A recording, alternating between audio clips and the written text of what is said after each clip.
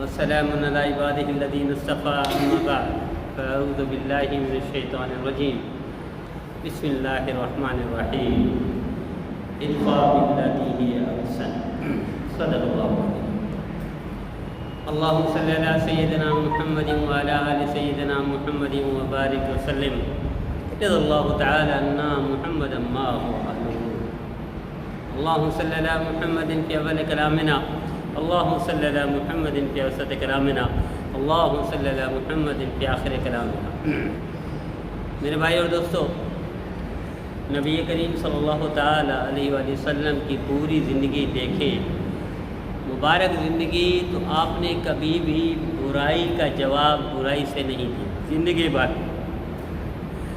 آپ نے جب بھی جواب دیا ہے تو برائی کا جواب اچھائی سے دیا ہے، برائی کا جواب برائی سے نہیں دیا، اور یہی سنت رہے گی میرے نبی کی قیامت تک، یہی کامیابی کا راز رہے گا قیامت تک۔ لیکن المیہ یہ ہے کہ ہم نبی کریم صلی اللہ تعالی علیہ وآلہ وسلم کا نام لیتے ہیں، جبکہ ہماری زبانیں بھی اس قابل نہیں ہے کہ ہم نبی کریم صلی اللہ علیہ وسلم کا نام لیں اپنی زبان سے، کیونکہ یہی زبان غیبت کرتی ہے، یہی برائی کرتی ہے، یہی الزامات میں استعمال ہوتی ہے، اور یہی گالم گلوچ میں استعمال ہوتی ہے، یہی جھگڑے میں استعمال ہوتی ہے، یہی غصے کے لیے استعمال ہوتی ہے۔ تو ایسی زبان سے نبی کریم صلی اللہ علیہ وسلم جیسے ہستی کا نام لینا ہمیں دیبا نہیں دیتا۔ لیکن کیا کریں، حضرت تھانوی رحمۃ اللہ علیہ فرمایا کرتے تھے، وہ شعر ہے غالب کا کہ غالب کس منہ سے جاؤ گے، وہ یعنی حرم شریف کے جانے کا وہ ہے، اسی منہ سے کیسے جاؤ گے جس منہ سے نافرمانیاں کرتے ہو اللہ کی، اللہ کے رسول کی۔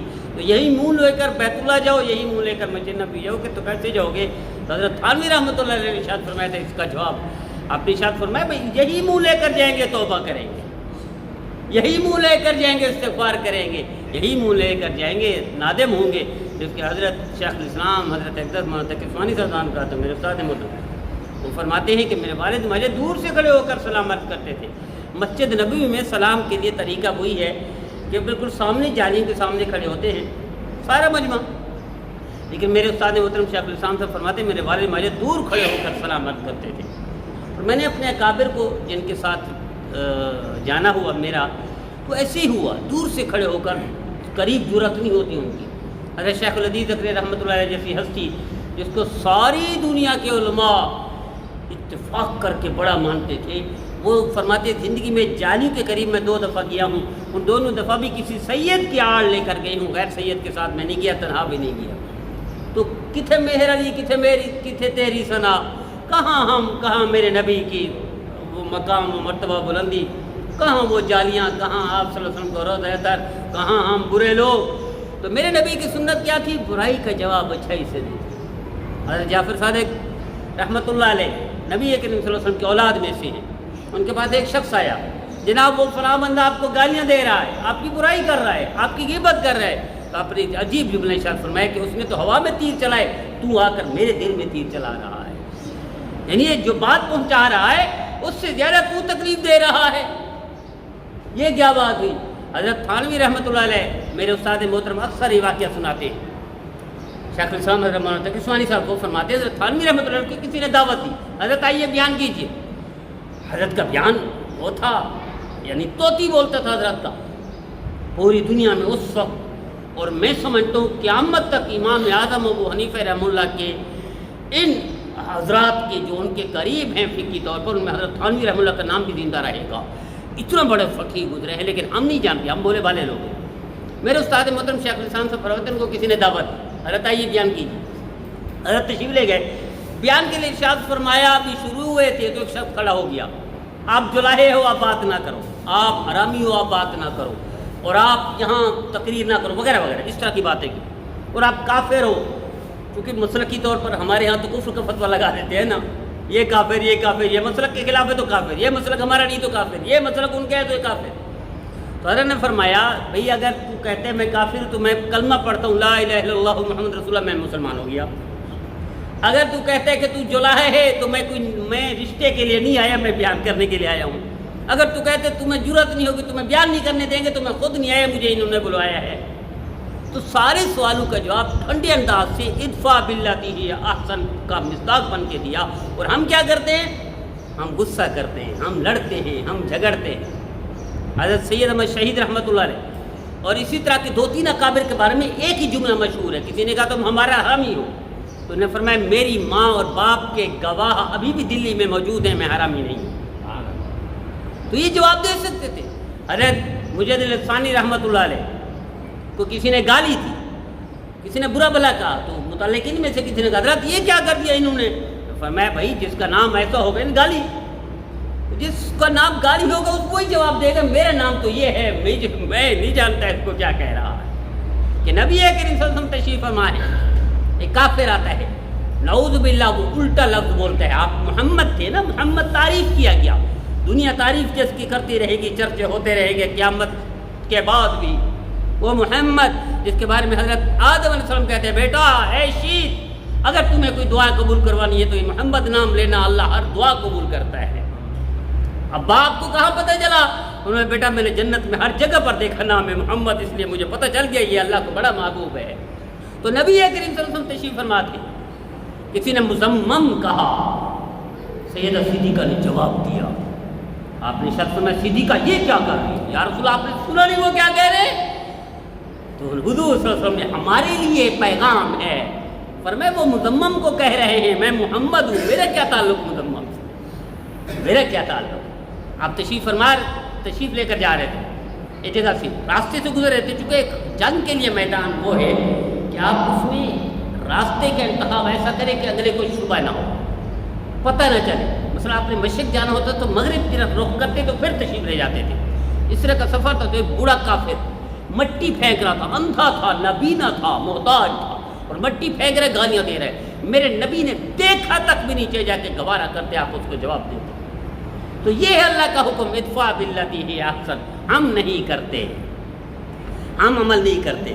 تو میرا دیدو اللہ کے اس فرمان پر میرے نبی نے 100% نہیں 110% عمل کیا ہے۔ ادفع باللتی ہی احسن، آپ اندازہ کیجیے میرے نبی نے زندگی بھر ایک جملہ بھی ایسا نہیں بولا کسی کافر کو جس سے جملے سے تکلیف ہو کافر کو۔ ایک تو تکلیف ہو نا لا الہ الا اللہ محمد رسول اللہ، کافر کو تکلیف ہوتی ہے۔ ایک الف لام میم ذالک الکتاب لا ریب فیہ، کافر کو تکلیف ہوتی ہے۔ ایک اللہ کا نام لینا کافر کو تکلیف ہوتی ہے، یہ ایک الگ بات ہے۔ لیکن میرے نبی نے کوئی جملہ بولا ہو طنز کا، تانے کا، جس سے کافر کو تکلیف ہو، میرے نبی نے زندگی بھر جملہ نہیں بولا۔ تو اس لیے جو بڑے لوگ ہوتے ہیں نا، جو بڑے لوگ سے مراد کیا ہے؟ دنیاوی جاہ جلال نہیں، اللہ کے نزدیک بڑے مقربین، وہ کبھی بھی برائی کا جواب برائی سے نہیں دیتے۔ یہی میرے نبی کی سنت ہے، میرے نبی نے زندگی بھر کر کے دکھا دیا۔ پوری زندگی مبارک میں کافروں سے واسطہ تھا، جانی دشمن تھے، ایک دفعہ بھی میرے نبی نے جواب نہیں دیا، ایک دفعہ بھی میرے نبی نے جواب نہیں دیا۔ وہ آپ جا کر دیکھیے آج بھی رونا آتا ہے وہاں طائف کے ان پہاڑوں پر جہاں سے وہ پتھر اٹھائے تھے نا لڑکوں نے، وہ پتھر آج بھی موجود ہیں۔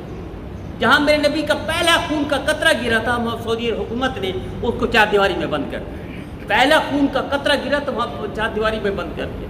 جہاں سے اب تشریف لے گئے تھے وہاں سیدنا ابن عباس رضی اللہ عنہ کا وہ مزار بنا دیا گیا، یعنی قبر مبارک ہے، وہی رہائش سیدنا ابن عباس رضی اللہ عنہ چچا زاد بھائی ہیں حضور کے، اور خادم خاص ہیں، اور آپ نے ان کے لیے دعائیں کی۔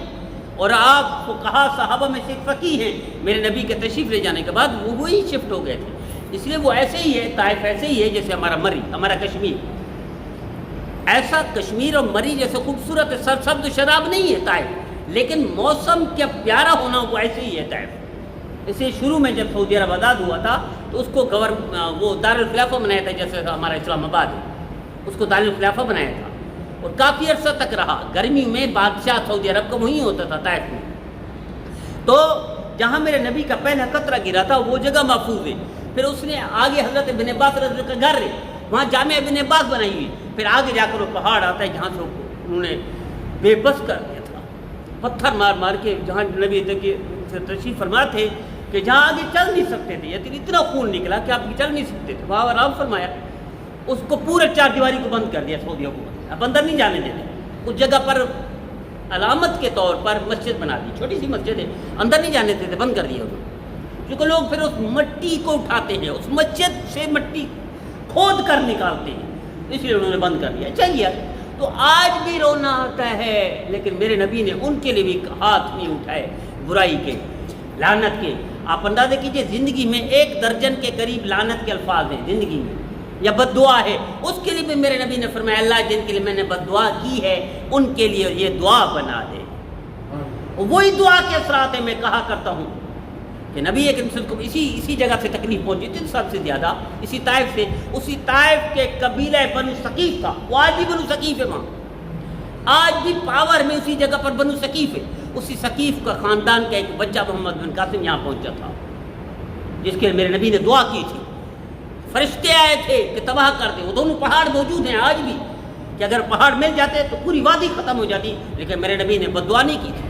آپ نے شاید فرمایا یہ جانتے نہیں اللہ، یہ جانتے نہیں کچھ، ان کو ہدایت عطا فرما۔ وہ ایسی اللہ نے ہدایت دے دی کہ پھر نسلوں کے لیے، پورے ایشیا کے لیے ہدایت کا ذریعہ وہی بنو ثقیف بن گیا تھا۔ تو میں عرض یہ کر رہا تھا ادفع باللتی ہی احسن، ہم اس میں سارے ناکام ہیں، ہم سارے بولے والے ہیں، ہم اس کا مصداق نہیں بنتے، ہم برائی کا جواب برائی سے دیتے ہیں۔